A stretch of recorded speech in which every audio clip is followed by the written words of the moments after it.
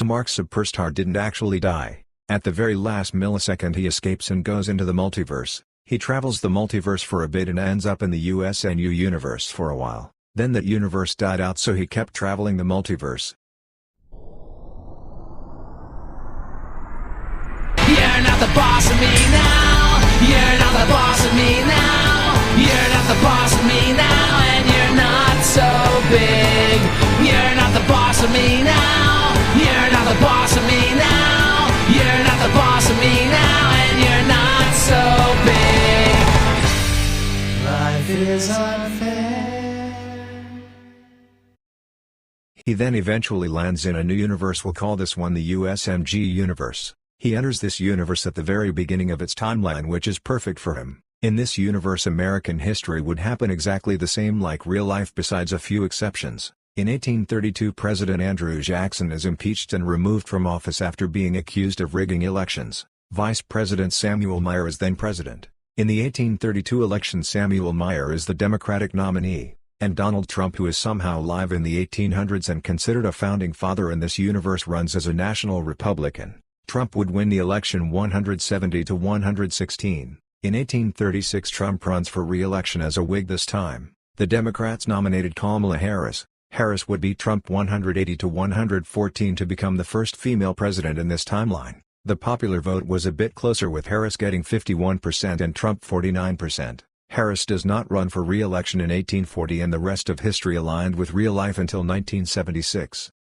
In the 1976 presidential election, the outcome is exactly the same as real life, but the only difference is that Aaron Petrie is taking the place of Jimmy Carter. Aaron Petrie would only serve one term from 1977 to 1981. In 1980, Ronald Reagan was the Republican nominee and Zell Miller was the Democratic nominee. Miller wins 373 to 165. At 1982 State of the Union, the United States Capitol was bombed and a lot of people died during it, but there were a few key survivors. Those being Mark Superstar, who was unharmed, former President Aaron Petrie, former President and now Speaker of the House Harry Truman, who was outside during the time and got launched into the Lincoln Memorial and broke his leg, Joe Biden, Ronald Reagan and Thomas Massie. They all survived with minor injuries. At first it was confirmed that President Zell Miller was killed in the bombing, but the Zell Miller at the State of the Union was a decoy. Miller had a feeling something bad would happen, so he had a decoy take his place.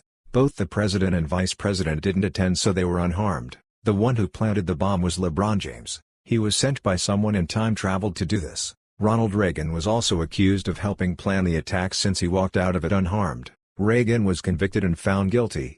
Before his sentencing, he shot himself in front of everyone on national television. The TVA started a manhunt for LeBron James. The TVA has yet to find him, but there might have been a bigger mastermind behind this attack who Reagan and LeBron were working for. In 1984 presidential election, Zell Miller runs for re-election. The Republicans nominate Thomas Massie. Massie would defeat President Zell Miller 327 to 211.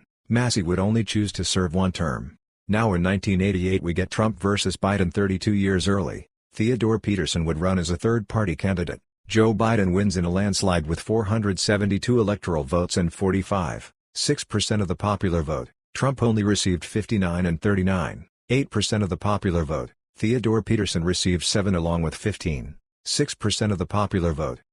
Things were going normal before the 1992 election, but then, we would find out who was the one truly behind the Capitol bombing. Somehow, someway, he had come back from the dead. Darth Sidious.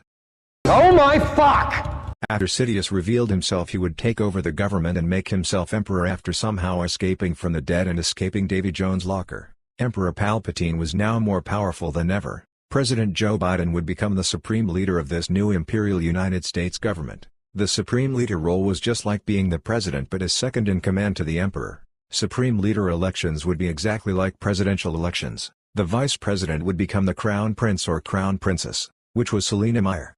After successfully taking over the United States, Emperor Palpatine somehow got possession of the Eternal Flame and brought back his old apprentices, Darth Vader and Lord Heisenberg. He would also bring back the Brooklyn guy, but it wasn't actually him, and it wasn't him in the original Empire either. It was his twin brother Does Bad Things guy. With the help of his apprentices, he would start preparing to take over this universe, but this wasn't all.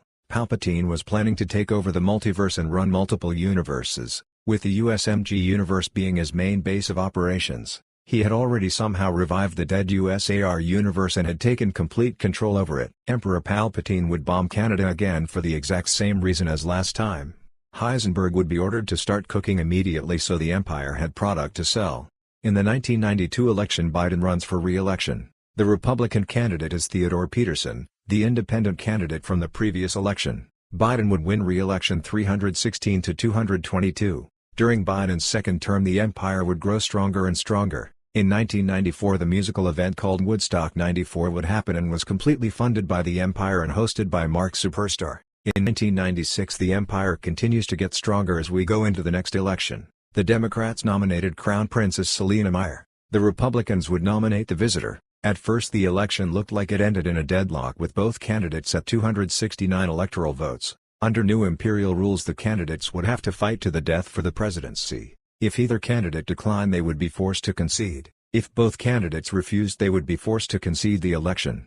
But recounts in Delaware, a state the Visitor had originally won, had flipped to Meyer enough to get her the victory. Shortly after taking office in 1997, Meyer would be impeached and removed from office, after she was accused of abusing power, attempting to suspend Congress until 2008, and allegedly attempted political execution. Her running mate Zohran Mamdani was not sworn in yet, so he was not eligible to be Supreme Leader.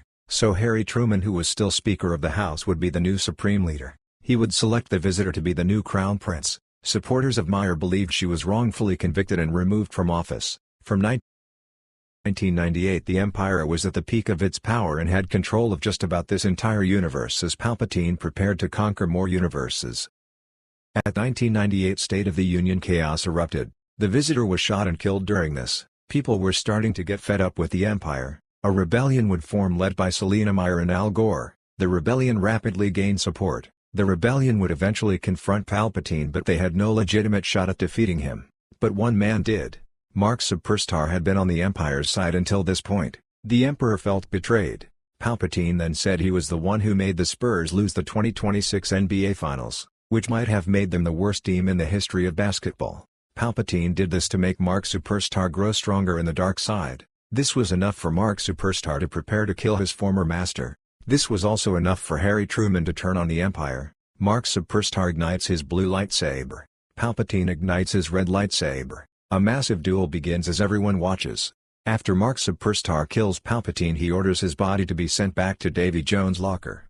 After the Empire's collapse, all nations conquered by the Empire could go back to being independent. Shortly after this, President Harry Truman would pass away at 114. Darth Vader and his bad things guy have barely been seen since. Heisenberg vanished into obscurity and has not been seen since. Some people believe he is in witness protection, living another life somewhere. There would be a 1998 special election to determine the new president. The main candidates for this special election would be Selina Meyer, Zohran Mamdani, Donald Trump, and George Bush. This election would be decided by popular vote. Donald Trump would win with 42.9% of the vote. Selina Meyer would finish second with 28.6% of the vote, and in third place was Zohran Mamdani with 14.3% of the vote. All other candidates received 7% or less. Donald Trump would be president again after losing his re-election way back in 1836. He would be the Republican nominee for the 2000 election. Zohran Mamdani would be the Democratic nominee. Then Donald Trump would take his own life. Vice President George W. Bush would be president until 2001. He had no plans on running in 2000, so the Republicans would need a new candidate. They went with Daniel Cameron, a representative from Kentucky. During this time, Palpatine's ghost would escape Davy Jones' locker. Mark Superstar would catch him and suck him up with a vacuum and lock the vacuum in Davy Jones' locker. Mamdani would win a huge landslide with 518 electoral votes. Daniel Cameron would only receive 20. Mamdani would only choose to serve one term. On September 11, 2001, Mark Superstar was at a meeting in one of the towers in the World Trade Center. Michael Jackson was also supposed to be at this meeting but overslept and didn't make it to the meeting. A plane would hit the first tower. People were frightened after witnessing the crash. They didn't know if this was some sort of attack or if this was just a horrific accident. But then a plane hit the second tower, the one Mark Superstar was in. America was under attack. A third plane would crash into the Pentagon. A fourth plane was hijacked, but the passengers managed to regain control and crash-landed into a field in Pennsylvania, killing everyone on board. The target for the fourth plane was either the Capitol or the White House. Nearly 3,000 people lost their lives that day. Mark Superstar had to bench press the debris off him and escape after he would help rescue some survivors. President Zoran Mamdani would address the nation that night. He never ordered to declare any war. This decision would have mixed reviews. In 2004, with Zoran Mamdani not running for re-election, the Democrats would choose Vice President Andy Beshear as their nominee. Daniel Cameron would be the Republican nominee again.